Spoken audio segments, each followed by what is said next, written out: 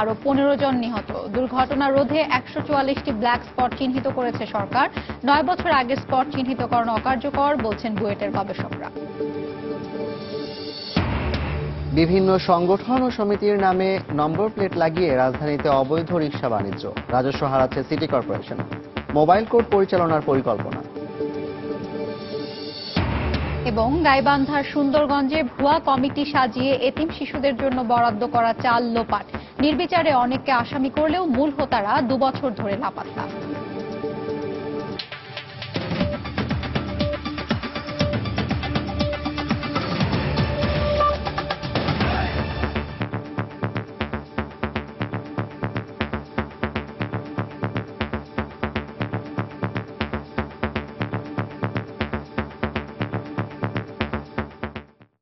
মধ্যপ্রাচ্যের একটি দেশ থেকে হুন্ডির মাধ্যমে গুলশান ও শোলাকিয়ায় জঙ্গি হামলার অর্থের যোগান আসে, আর ভারতের ভেতর দিয়ে এসেছে অস্ত্রের যোগান।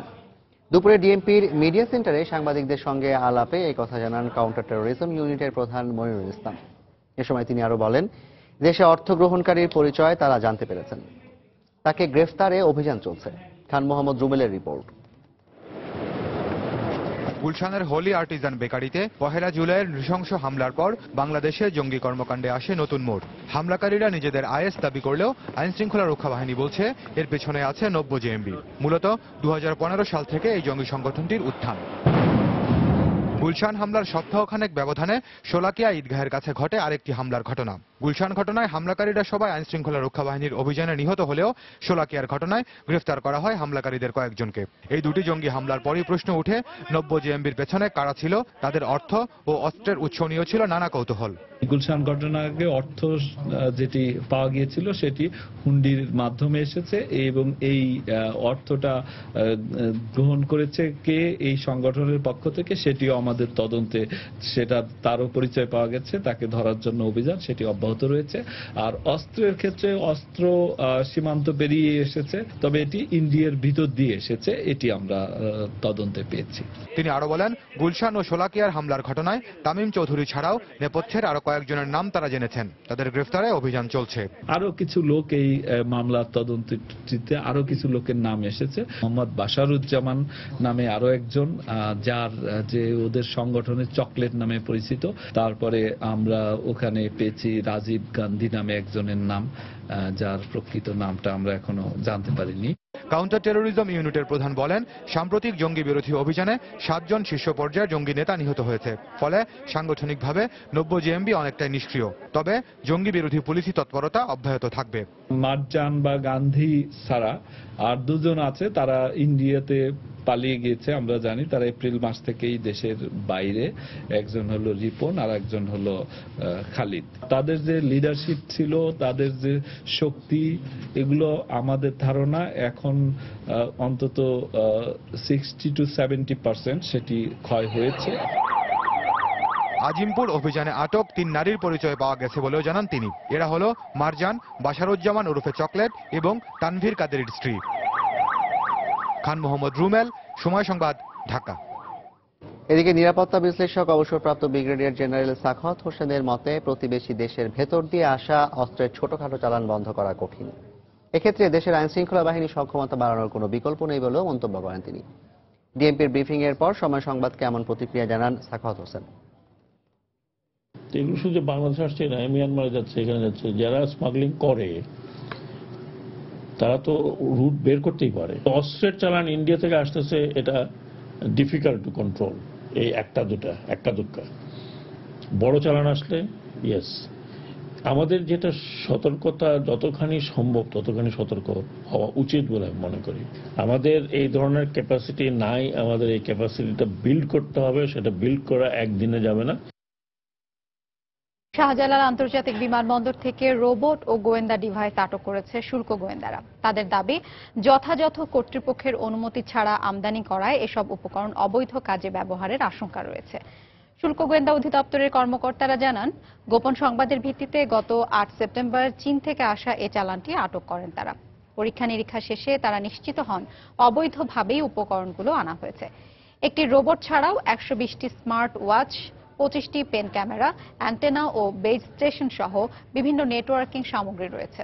আমদানিকারক প্রতিষ্ঠান চট্টগ্রামের গ্লোবাল কমিউনিকেশনস।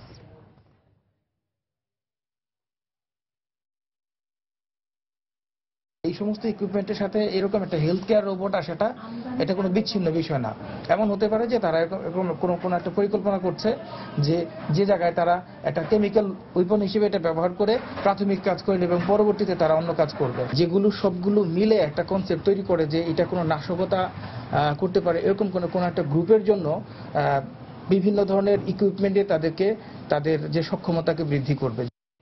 ফিলিপিন্সের রিজিওনাল ট্রায়াল কোর্টের রায়ের ফলে রিজার্ভের চুরি যাওয়া অর্থের প্রায় $1.5 কোটি ফেরত পাচ্ছে বাংলাদেশ ব্যাংক।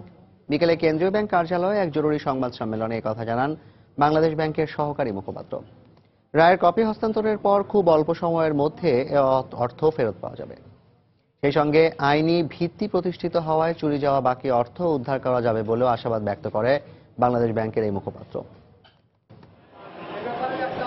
বাংলাদেশ ব্যাংকের রিজার্ভের $8.10 কোটি চুরি হওয়ার 8 মাস পর $1,52,50,000 ফেরত পাওয়ার খবর জানালো Bangladesh bank.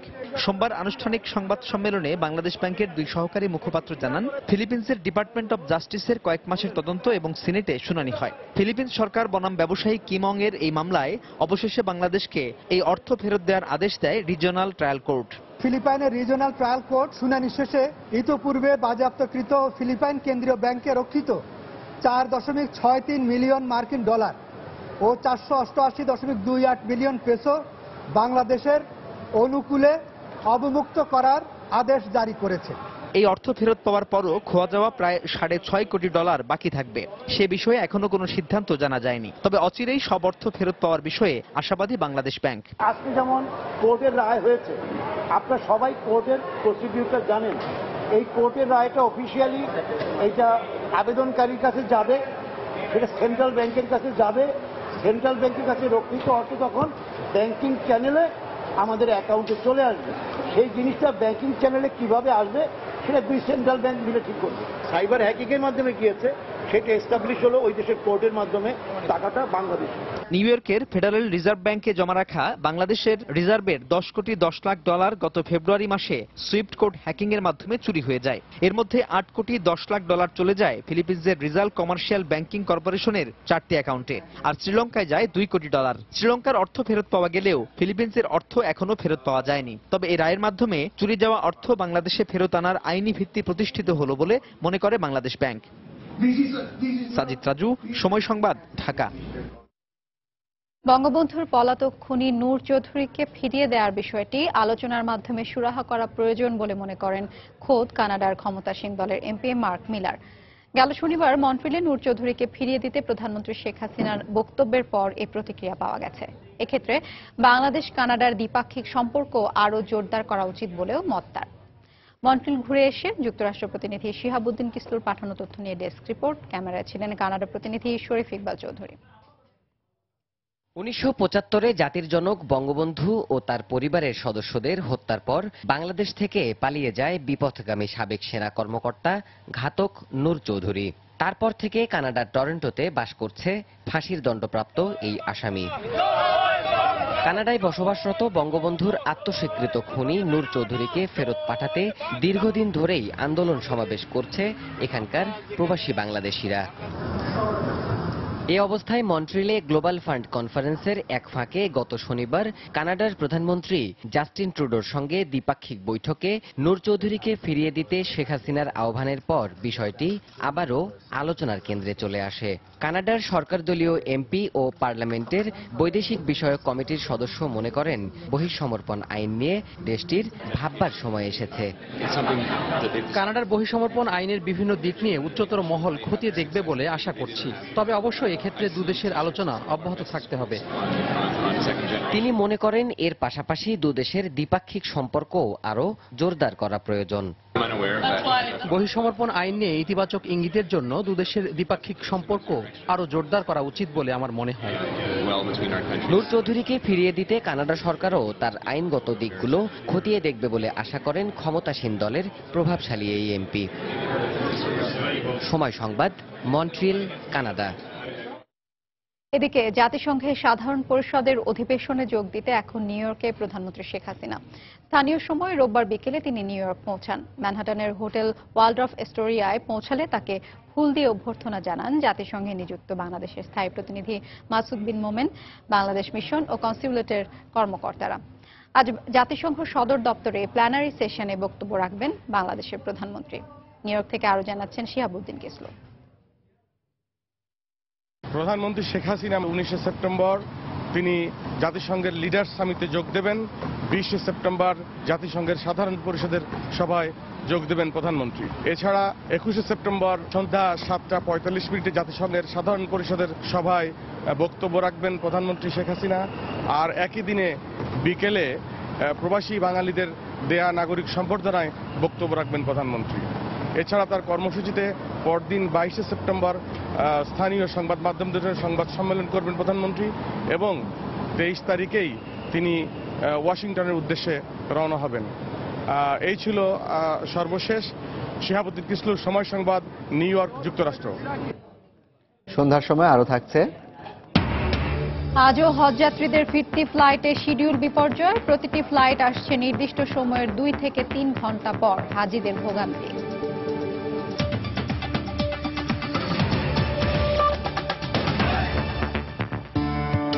Bless LED light, light বদলান, লাইফ বদলান।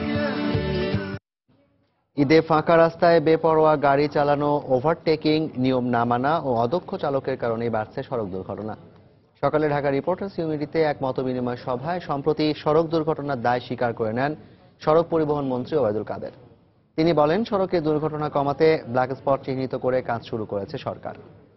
কিন্তু বুয়েটের যে রিপোর্ট অনুযায়ী সরকার ব্ল্যাক স্পটের কাজ শুরু করেছে তা 2007 সাল পর্যন্ত সড়ক দুর্ঘটনার নিরিখে, যা এখন অনেকটাই অকার্যকর বলে জানান অ্যাক্সিডেন্ট রিসার্চ ইনস্টিটিউটের কর্মকর্তারা। গত 16 সেপ্টেম্বর ঢাকা সিলেট মহাসড়ক এলাকায় যাত্রীবাহী বাসের সঙ্গে মাইক্রোবাসের মুখোমুখি সংঘর্ষে বাবা ও 2 ছেলে সহ মারা যান 8 জন। একই দিনে মাদারীপুর ও টাঙ্গাইলে আলাদা সড়ক দুর্ঘটনায় নিহত হন আরও 8 জন। এসব ঘটনায় আহতের সংখ্যা ছিল অন্তত 27।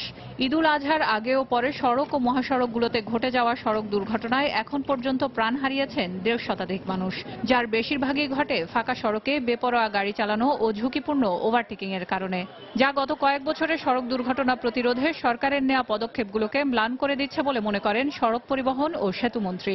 দুর্ঘটনা প্রাণহানি অর্ধেক নেমে এসেছিল, কিন্তু সে সাফল্য আমি ধরে রাখতে পারলাম না। এই ঈদের সময় যেভাবে একটা মৃত্যুর মিছিল, এটা প্রসেশন অফ ডেথ যদি কেউ বলে থাকে ভুল বলে। এদিকে সোমবার সাংবাদিকদের সঙ্গে এক মত বিনিময় সভায় ওবায়দুল কাদের বলেন, বুয়েটের এআরআই এর প্রতিবেদন অনুযায়ী সড়ক দুর্ঘটনা রোধে ব্ল্যাক স্পট চিহ্নিত করে কাজ করছে সরকার। 165 crore টাকায় 144টি ব্ল্যাক স্পটকে অ্যাড্রেস করার জন্য আমরা কাজ শুরু করেছি। তবে এআরআই বলছে, সরকার যে রিপোর্টের উপর ভিত্তি করে কাজ করছে তা 2007 সাল পর্যন্ত সড়ক দুর্ঘটনার ধরনের উপর নির্ভর করে করা প্রতিবেদন। বর্তমান প্রেক্ষাপটে যার মাত্র 25% মিল পাওয়া যায়। দুর্ঘটনার স্থান চিহ্নিত করার জন্য যেটা বেসিক আমার রিকোয়ারমেন্ট, সেটা হচ্ছে আপডেটেড ডাটা। ন্যূনতম আমার আপডেটেড 5 বছরের ডাটা অ্যানালাইসিস করে আমাকে দেখতে হবে কোন কোন জায়গাগুলোতে আমার অ্যাক্সিডেন্ট বেশি হচ্ছে বা ক্লাস্টার। 2007 সাল পর্যন্ত ডাটা নিয়ে করেছি, আজকে 2016 সাল। অর্থাৎ এই 9-10 বছরের পুরনো ডাটা নিয়ে কাজ করতে গেলে ভুল যেটা হবে যে আমাদের মতো ডেভেলপিং কান্ট্রিজে কিন্তু প্রতিনিয়ত আমাদের সিচুয়েশন চেঞ্জ হচ্ছে। সেক্ষেত্রে গত 5 বছরের সড়ক দুর্ঘটনার ধরন ও স্পট চিহ্নিত করে পুনরায় কাজ করা গেলে একদিকে যেমন অর্থ অপচয় হবে না, অন্যদিকে সড়কে দুর্ঘটনা অনেকটাই কমে আসবে বলে মনে করেন এই বিশেষজ্ঞ। সেলিয়া সুলতানা, সময় সংবাদ, ঢাকা। এদিকে সারা দেশে আজ সড়ক দুর্ঘটনায় 15 জন নিহত হয়েছেন।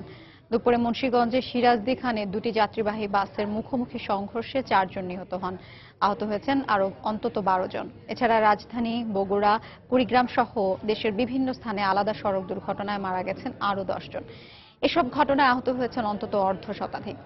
রিপোর্টার রাশেদ লিমন, কামরুজ্জামান মামুন ও জেলা প্রতিনিধিদের পাঠানো তথ্য ও ছবি নিয়ে ডেস্ক রিপোর্ট। প্রত্যক্ষদর্শীরা জানায় সোমবার দুপুরে মাওয়া থেকে ছেড়ে আসার ঢাকামুখী গাংচিল পরিবহনের একটি বাস দ্রুতগতিতে রং সাইড দিয়ে যাচ্ছিল। মুন্সিগঞ্জের ঢাকা মাওয়া মহাসড়কের নিমতলির কুচিয়ার মোড় এলাকায় পৌঁছালে মাওয়াগামী প্রচেষ্টা পরিবহনের একটি বাসের সঙ্গে মুখোমুখি সংঘর্ষ হয়। এতে ঘটনাস্থলে 4 জন নিহত হন, আহত হন আরও 12 জন। স্থানীয়দের সহায়তায় আহতদের উদ্ধার করে ঢাকা মেডিকেল সহ বিভিন্ন হাসপাতালে ভর্তি করা হয়। এদিকে দুর্ঘটনার পর মহাসড়কে যান চলাচল বন্ধ হয়ে যায়। পরে পুলিশ এসে বাস দুটি সরিয়ে নিলে 20 মিনিট পর যান চলাচল স্বাভাবিক হয়। গাংচিলের ড্রাইভারটা আমার জানা মতে রাস্তার টাইম সিটে এসে পড়ছে। প্রচেষ্টা গাড়িটা মাওয়াতে যখন আসছে তখন না পেরে আপনার ওটার টাইম সিটে দুইটা মুখোমুখি সংঘর্ষ। আমাদের 3টা ডেড বডি পাইছি। আমরা পিছনে 2 ফিট বাদে ছিলাম, আর ওই ছিল হলো পিছনের সিটি।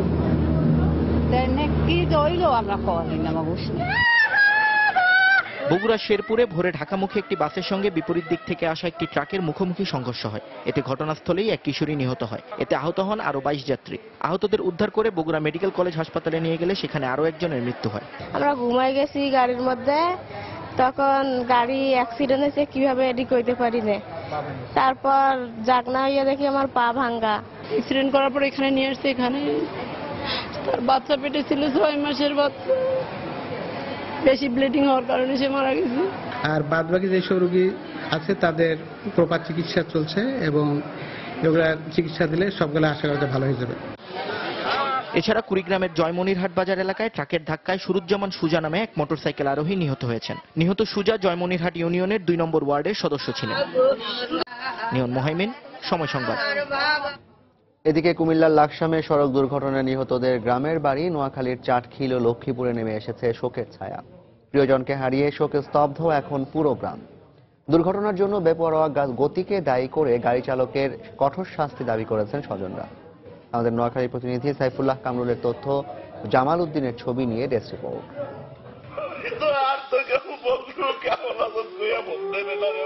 ঈদের ছুটি শেষে ঢাকায় আর ফেরা হলো না শাহাবুদ্দিনের পরিবারের। ফিরতে হলো আবারও সেই গ্রামের বাড়ি লক্ষ্মীপুরের রামগঞ্জের আমানিয়া গ্রামে। তবে এ ফেরা শেষবারের মতো।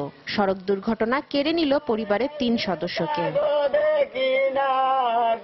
রোববার কুমিল্লায় সড়ক দুর্ঘটনায় নিহত হন বেসরকারি প্রতিষ্ঠানের কর্মকর্তা শাহাবুদ্দিন রবি এবং তার 2 মেয়ে রাইসা মুনতাসির ও রিনসা তাবাসসুম। সোমবার সকালে গ্রামের বাড়িতে পারিবারিক কবরস্থানে তাদের দাফন সম্পন্ন হয়। চালকের বেপরোয়া গতি এবং রাস্তার আইল্যান্ডের মার্কিং না থাকায় এ দুর্ঘটনা ঘটেছে বলে অভিযোগ স্বজনদের। পুলিশ বাড়িতে গেছি, হাইওয়ে লালমাই, সেখানে যাওয়ার পরে দিয়ে আমি যাই দেখলাম তো বাইদেরকে লাশ পড়ে দিয়েছে। আমার বেপরোয়া গাড়ি চালানোটাকে আমি দায়ী মনে করতেছি।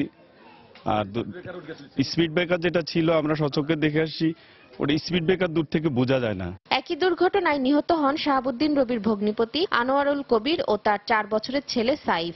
গুরুতর আহত হন আনোয়ারুল কবিরের স্ত্রী মারজান। প্রাণে বেঁচে গেলেও দুর্ঘটনায় অনাগত সন্তানকে হারান তিনি। অসুস্থ অবস্থায় কুমিল্লা সদর হাসপাতালে চিকিৎসাধীন রয়েছেন তিনি। তাদের বাড়ি নোয়াখালীর চাটখিল উপজেলার 5ঘরিয়া গ্রামে। আমি দায়ী করতেছি সরকারকে। সরকারে যদি এগুলো যদি তত্ত্বাবধান যদি ঠিক মতো যদি নিত তাহলে এরকম অ্যাক্সিডেন্ট হইতো না, আর এত মানুষ মারা যাইত না। প্রত্যেক ড্রাইভারদের উদ্দেশ্যে বলা উচিত যে সে তার একজনের জীবনের জন্য কয়েকটা জীবন নষ্ট করে ফেলেছে, এই জিনিসটা চিন্তা করে তাদের গাড়ি চালানো উচিত। রোববার সকালে ঈদের ছুটি শেষে নোয়াখালী থেকে ঢাকায় ফেরার পথে কুমিল্লার লাকসামের চিলুনিয়ায় সড়ক দুর্ঘটনায় 3 শিশু সহ 5 জনের মৃত্যু হয়। আহত হন আরো 2 জন। দুর্ঘটনার পরপরই পালিয়ে যায় গাড়ির চালক। সময় সংবাদ, নোয়াখালী। এখনো কাটেনি বাংলাদেশ বিমানের ফিরতি হজ ফ্লাইটের শিডিউল বিপর্যয়। মোয়াল্লেমের গাফিলতি সহ নানা অব্যবস্থাপনায় জেদ্দা বিমানবন্দরে নানা ভোগান্তিতে পড়েন হজ যাত্রীরা। হজ ফ্লাইটে অব্যবস্থাপনার জন্য এজেন্সিকে দুষছেন তারা। পবিত্র মক্কা নগরীতে হজ পালন শেষে দেশে ফিরেছেন হাজিরা। তবে শুভ্র স্মৃতির সঙ্গে তাদের যাত্রাপথে ভোগান্তিও যোগ হয়েছে। সোমবার শাহজালাল আন্তর্জাতিক বিমানবন্দরে অবতরণ করা বাংলাদেশ বিমানের প্রতিটি ফ্লাইট অন্তত 4 থেকে 5 ঘন্টা বিলম্বে পৌঁছায়। এয়ারপোর্টে গেছি 2:30টার সময় কথা ছিল, কিন্তু 2:30 পরে দিল আবার 5:30টা। 5:30 থেকে না হয় আবার 8টার সময় সেই ফ্লাইটটা ছাড়লো। আমাদের মালপানি সেই দোতলা থেকে অনেক কষ্ট করে নামাছি, নিজে নামাছি, নামায় আমরা ওই যে রাস্তার পাশে ফিল করে রাখছি। এই বলে মালাই নিয়ে যায়, এই নিয়ে যায়, এই নিয়ে যায়, আমাদের একটা জাল কিছু করছে। মালপত্রগুলো সঠিকভাবে নিয়ে আসেনি তো। হ্যাঁ, এখন পর্যন্ত মনে করো আমরা সারাদিন এইভাবে বেল্টের পাশে থেকে কোনো রকম মনে করেন যে সমস্যার সমাধান করতে পারলাম না। এত ভোগান্তির পরও ভালোভাবে হজ পালন করে দেশে ফিরতে পেরে সন্তোষ প্রকাশ করেছেন হাজিরা। আল্লাহর মেহেরবানি যে আল্লাহ পাক খুব সহজভাবেই হজটা করার সুযোগ দিয়েছেন। আমার অনেক ভালো লাগছে, হজ করছি।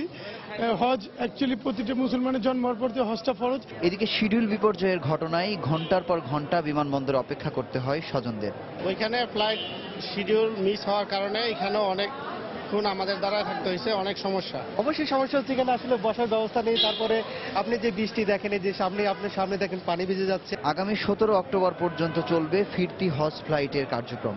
বাংলাদেশ বিমানের 137টি ফ্লাইটে 50,000 হাজির পাশাপাশি বাকিরা সৌদি এয়ারলাইন্সে করে দেশে ফেরার কথা রয়েছে। মুজাহিদ শুভ, সময় সংবাদ, ঢাকা। সন্ধ্যার সময় আরো থাকছে। The Emmy goes to Rami Malek.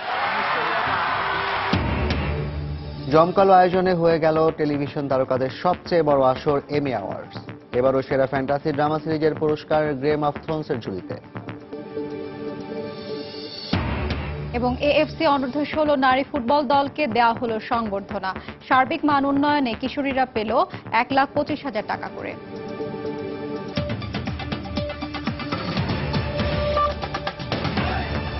রাজধানীতে দীর্ঘদিন ধরে চলছে অবৈধ রিকশা বাণিজ্য। বিভিন্ন পরিসংখ্যান বলছে বৈধ লাইসেন্সধারী রিকশার তুলনায় 10 গুণ বেশি রিকশা চলছে নগরীতে। অনিবন্ধিত এসব রিকশায় রাজধানীর যানজট বাড়ার পাশাপাশি বিশাল অঙ্কের রাজস্ব হারাচ্ছে সিটি কর্পোরেশন। এমনকি রিকশার বৈধতার বিষয়ে সুস্পষ্ট ধারণা নেই অধিকাংশ রিকশা চালকদের। এই পরিস্থিতিতে অবৈধ রিকশা বন্ধে মোবাইল কোর্ট পরিচালনার পরিকল্পনার কথা জানিয়েছে সিটি কর্পোরেশন। তারিকুল হাসান আশিকের রিপোর্ট, ক্যামেরায় ছিলেন প্রিন্স আরফিন। অবিভক্ত ঢাকা সিটি কর্পোরেশন সবশেষ 1987 সালে নতুন রিকশার লাইসেন্স প্রদান করে। ওই সময় রাজধানীতে মোট নিবন্ধিত রিকশা ছিল 87,811টি। নতুন নিবন্ধন দেয়া বন্ধ থাকায় বর্তমানে ঢাকার 2 সিটি কর্পোরেশন সহ সরকারি কোনো সংস্থার কাছে নেই রাজধানীতে অনিবন্ধিত রিকশার সঠিক পরিসংখ্যান। তবে রাজধানীতে এরকম রিকশার সংখ্যা 10 লাখেরও বেশি বলে বুয়েটের এক গবেষণায় জানা যায়।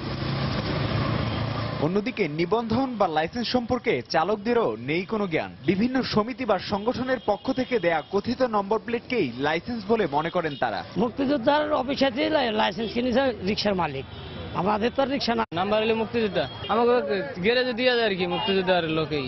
এটা আমি সঠিক বলতে পারবো না, লাইসেন্স কিন্তু মাস্তানের কাছ থেকে লয়, মাস্তানের কাছ থেকে লাইসেন্স নেয়। তা করতে বললাম না, অবশ্য তো লাইসেন্স ছাড়া কি রিক্সা চলে নাকি ঢাকা শহরে? এক একটি রিকশার পেছনে এ ধরনের 2 থেকে 5টি নম্বর প্লেটও দেখা যায়। অন্তত 30টি সংগঠন ও সমিতির দেয়া এসব নাম্বার প্লেট লাগিয়ে অবৈধ রিকশা রাজধানীতে দাপিয়ে বেড়াচ্ছে এমন তথ্যই উঠে এসেছে অনুসন্ধানে। অন্যদিকে অনিবন্ধিত রিকশা নিয়ন্ত্রণে খুব শিগগিরই মোবাইল কোর্ট পরিচালনার কথা জানালেন ঢাকা দক্ষিণ সিটি কর্পোরেশনের কর্মকর্তা। নাম্বার প্লেটের সঙ্গে এই সমিতি ওই সমিতি, কিন্তু এগুলো আসলে সিটি কর্পোরেশন থেকেও দেওয়া হয়নি এবং এটার ব্যাপারে আমরা সিটি কর্পোরেশন থেকে কোনোভাবে এই বিষয়টাকে আমরা বরদাস্ত করি না। আমরা মোবাইল কোর্ট পরিচালনা করব এবং সেই ক্ষেত্রে এই সমস্ত রিকশা আমরা যা পাবো এগুলো আমরা জব্দ করে এটা ডাম্পিংয়ে ফেলে দিব। রাজধানীতে চলাচলে প্রধান বাহন যেমন রিকশা, তেমনি অসহনীয় যানজটেরও অন্যতম কারণ এটি। অবৈধ রিকশা নিয়ন্ত্রণ করে নির্দিষ্ট সংখ্যক রিকশা নিবন্ধনের আওতায় আনা হলে নাগরিক দুর্ভোগ কমার পাশাপাশি বাড়বে রাজস্ব। তাই দ্রুত যথাযথ ব্যবস্থা নেওয়ার দাবি সংশ্লিষ্টদের। তারিকুল হাসান আশিক, সময় সংবাদ, ঢাকা। বরাদ্দ দেওয়া সরকারি জমিতে পাম্প নির্মাণ না করে ব্যক্তি মালিকানাধীন জায়গা দখল করে পাম্প নির্মাণের অভিযোগ উঠেছে ঢাকা ওয়াসার বিরুদ্ধে। বিষয়টি ওয়াসা কর্তৃপক্ষকে জানানো হলেও সমাধানে কোনো উদ্যোগ নেওয়া হয়নি। ওয়াসার ব্যবস্থাপনা পরিচালক প্রথমে জায়গা দখলের বিষয়টি এড়িয়ে গেলেও পরে দোষ চাপিয়ে দেন ক্ষমতাসীন দলের স্থানীয় নেতাদের ওপর। রতনচন্দ্র মজুমদার এবং আব্দুল মোমেন এর তোলা ছবিতে সাইফুল রুদ্রের রিপোর্ট। 1989 সালে মোহাম্মদপুরের কাদিরাবাদ হাউজিং এর এই জায়গাটি নিজ নামে কেনেন শফিকুল ইসলাম। এরপর বাড়ি নির্মাণ করে সপরিবারে বসবাস শুরু করেন। হঠাৎ করেই 2012 সালে এলাকার কিছু প্রভাবশালী ব্যক্তি জায়গাটির দখল নিয়ে তা ঢাকা ওয়াসার কাছে হস্তান্তর করে। পরে শফিক ওয়াসায় যোগাযোগ করে জানতে পারেন জায়গাটি পাম্প নির্মাণের জন্য নেওয়া হয়েছে। তখন ওয়াসা কর্তৃপক্ষ জেলা প্রশাসক প্রেরিত একটি কাগজ দেখান শফিককে। জেলা প্রশাসকের বরাদ্দ দেওয়া সরকারি জায়গা, যার দাগ নম্বর 135, কিন্তু ওয়াসার দখলে যায় 137 নম্বর দাগে থাকা জায়গাটি, যা কিনা ব্যক্তি মালিকানাধীন, যেখানে ওয়াসা তাদের পাম্প নির্মাণ করে। ওয়াসার কোনো সার্ভেয়ার ছিল না, ডিসি সাহেবের কোনো সার্ভেয়ার ছাড়াই এই জিনিসটা জবরদখল করা হয়েছে। দুইটা মেয়ে নিয়ে আমি কি করবো জানি না। আমি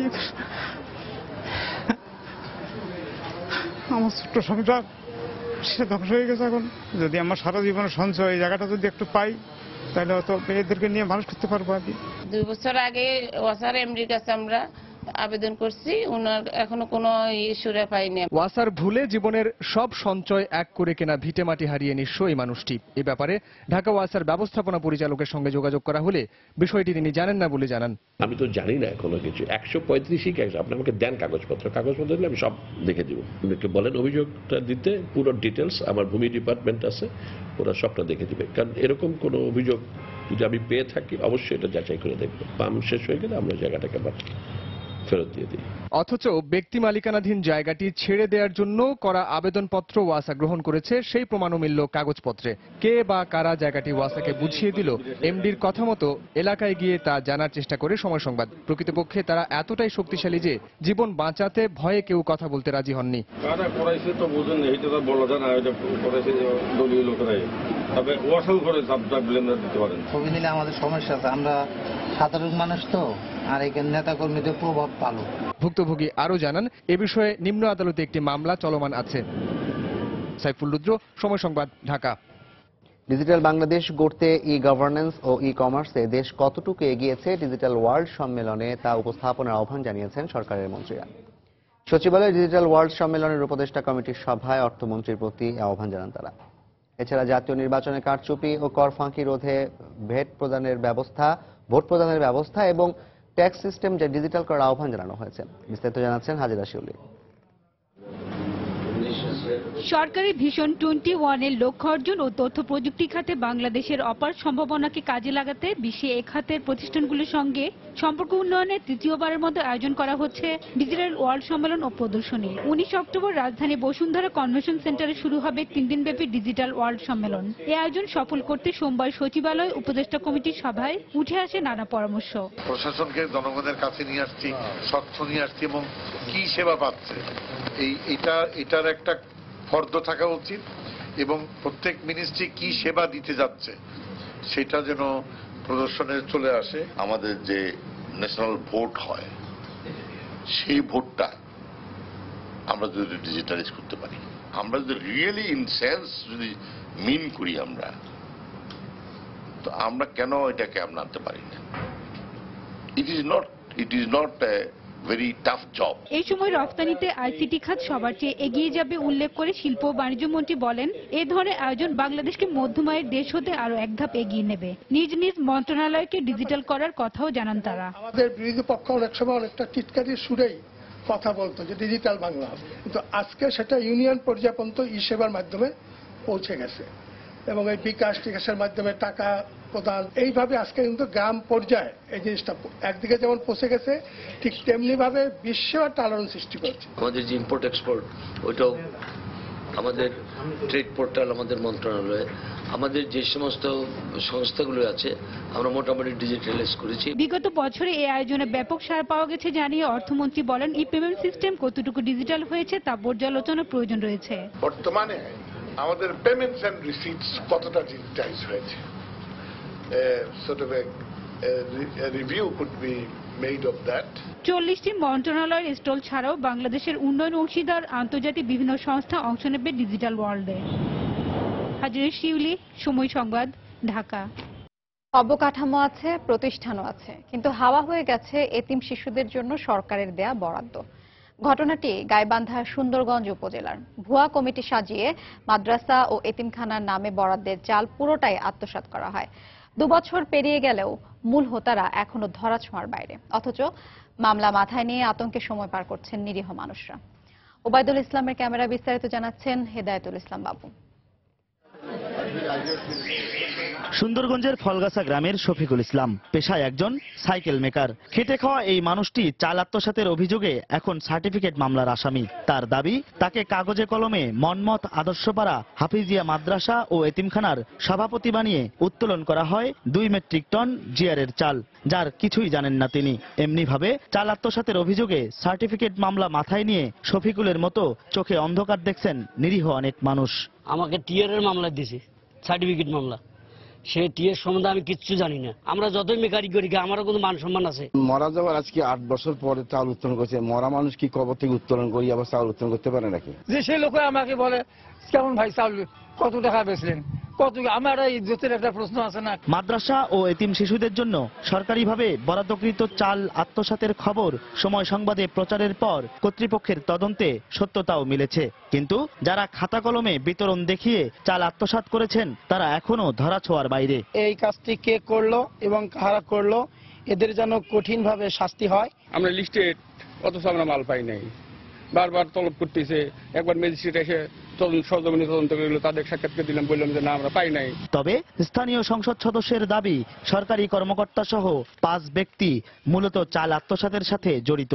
আর জেলা প্রশাসনের শীর্ষ কর্মকর্তা বলছেন বিচারের মধ্য দিয়েই বিষয়টি সুরাহা হবে। এনআইডি কার্ড তারা দিয়েছেন, তারা সই স্বাক্ষর দিয়েছেন। যদি হয় যে তিনি সত্যিকার অর্থে দেননি তাহলে প্রতিকার পাবেন, আর যদি তিনি দেওয়া সত্ত্বেও অস্বীকার করেন এই মুহূর্তে তাহলে তো আইন তার স্বাভাবিক গতিতে চলবে। আমরা যেটা জানতে পারছি 5 জন মিলে এই অপকর্মটা করছে। আমরা চাচ্ছি যে 5 জনের বিরুদ্ধে মামলা হোক। সুন্দরগঞ্জ উপজেলার তৎকালীন প্রকল্প বাস্তবায়ন কর্মকর্তা জহিরুল ইসলাম সময় সংবাদকে জানান, স্থানীয় সংসদ সদস্য দ্বারা অনুমোদিত কমিটিকে তিনি 2014-15 অর্থ বছরে জিআরের 50 মেট্রিক টন চাল 25টি মাদ্রাসা ও এতিমখানার নামে বরাদ্দ করেন। হেদায়েতুল ইসলাম বাবু, সময় সংবাদ, গাইবান্ধা। নিউ ইয়র্কের চেলসিতে বিস্ফোরণের ঘটনায় আহমেদ খান রাহামি নামে আফগানিস্তান থেকে আসা এক মার্কিন নাগরিক জড়িত বলে সন্দেহ করছে পুলিশ। 28 বছর বয়সী ওই যুবক নিউ জার্সিতে বসবাস করত বলে জানা গেছে। নিউ ইয়র্কের পুলিশ বিভাগ ওই সন্দেহভাজনের একটি ছবিও প্রকাশ করেছে। রাহামির সঙ্গে কোনো সন্ত্রাসী গোষ্ঠীর সম্পৃক্ততা আছে কিনা বা তার বড় ধরনের নাশকতার পরিকল্পনা ছিল কিনা সে বিষয়ে নিশ্চিত হওয়া যায়নি। এর আগে 5 সন্দেহভাজনকে আটক করার খবরে গণমাধ্যমে প্রকাশিত হলেও তা অস্বীকার করে কেন্দ্রীয় গোয়েন্দা সংস্থা এফবিআই।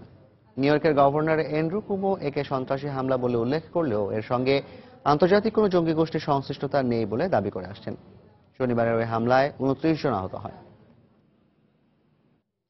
এবারের এমি অ্যাওয়ার্ডের আসরে ছিল গেম অফ থ্রোনসের জয় জয়কার। দ্বিতীয়বারের মতো সেরা ড্রামা সিরিজের খেতাব সহ এবছর 12টি পুরস্কার জিতেছে এইচবিওর জনপ্রিয় এই ড্রামা সিরিজটি। রোববার লস অ্যাঞ্জেলসের মাইক্রোসফট থিয়েটারে বসে টেলিভিশন তারকাদের সবচেয়ে বড় আয়োজন এমি অ্যাওয়ার্ডসের 68তম আসর।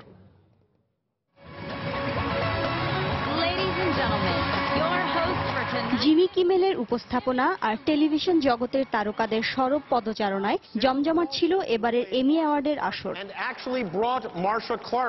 গতবারের মতো এবারও আসর মাত করে রেখেছিল এইচবিও চ্যানেলের জনপ্রিয় drama series game of Thrones. সেরা ফ্যান্টাসি ড্রামা সিরিজের খেতাব সহ 12টি পুরস্কার জিতেছে এই সিরিজটি।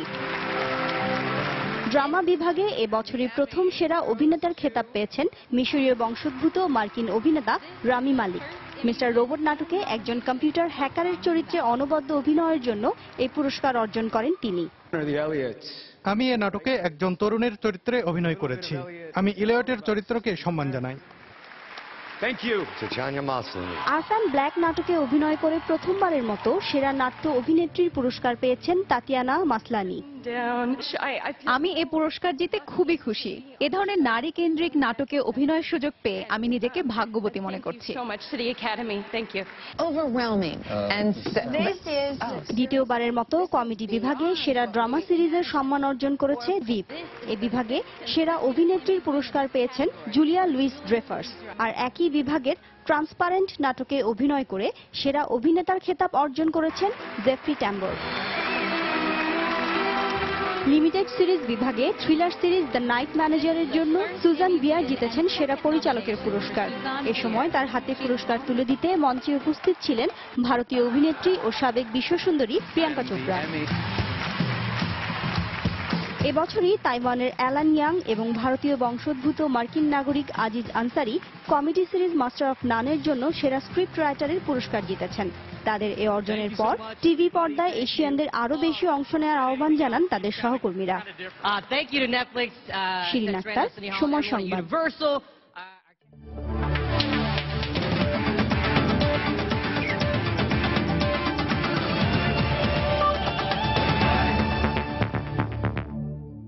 এএফসি অনূর্ধ্ব 16 নারী চ্যাম্পিয়নশিপের মূল পর্বে জায়গা করে নেওয়া নারী ফুটবলারদের সংবর্ধনা দিয়েছে বাফুফে। দলের প্রত্যেক সদস্যকে 1,25,000 টাকা করে আর্থিক পুরস্কার দিয়েছে 3টি পৃষ্ঠপোষক প্রতিষ্ঠান। সে সঙ্গে আগামী 1 বছর ফুটবলারদের মাসিক ভাতা দেবে এসএস সলিউশন। এফসি অনূর্ধ্ব নারী ফুটবল চ্যাম্পিয়নশিপের গ্রুপ পর্বে দুর্দান্ত খেলেছে বাংলাদেশের মেয়েরা। গ্রুপে সংযুক্ত আরব আমিরাত, চাইনিজ তাইপে, সিঙ্গাপুর, কিরগিজস্তান ও ইরানকে হারিয়েছে কৃষ্ণা রানীর দল। বাছাই পর্বের দাপুটে জয়ে অপরাজিত চ্যাম্পিয়ন হয়ে প্রথমবারের মূল পর্বে জায়গা করে নিয়েছে তারা। আর তাই তো মেয়েদের এমন অর্জনে জমকালো সংবর্ধনার আয়োজন করে বাফুফে। এই আয়োজনে ফুটবলারদের সঙ্গে যোগ দিয়েছিলেন তাদের পরিবারের সদস্যরাও। নারীদের ফুটবলকে এগিয়ে নিতে এগিয়ে এসেছে বেশ কয়েকটি পৃষ্ঠপোষক প্রতিষ্ঠানও। মূল পর্বের আগে মেয়েদের দেয়া হবে দীর্ঘমেয়াদী প্রশিক্ষণ। আর এমন সুযোগ সুবিধা পেয়ে দারুণ খুশি নারী ফুটবলাররা।